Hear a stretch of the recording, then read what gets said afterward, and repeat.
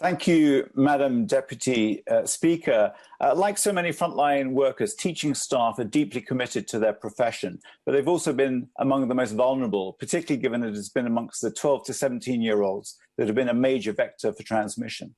I spoke with head teachers just before Christmas, and they were left angered by the government's late announcement to introduce testing without any support and little direction.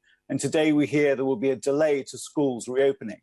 So can I ask the Secretary of State just 2 points?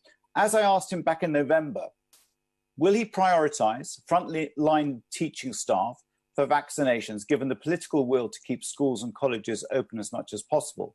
And secondly, given that so many students will be taking BTECs and other technical and vocational qualifications exams in the next few weeks, what support the government will be providing to those students and the staff assisting them?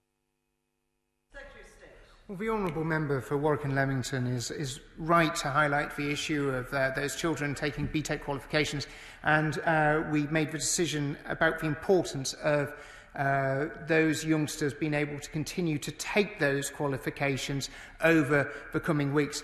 In terms of vaccination, and he's picked up on the thread raised by previous questioners, obviously as Education Secretary it isn't within my remit to determine as to who will be receiving the vaccinations, but I would certainly hope that when we are through that process of working through those groups who are most vulnerable to COVID, then those who are working in our education settings are looked at in the most positive way to ensure that they are high up on the list of receiving those vaccinations.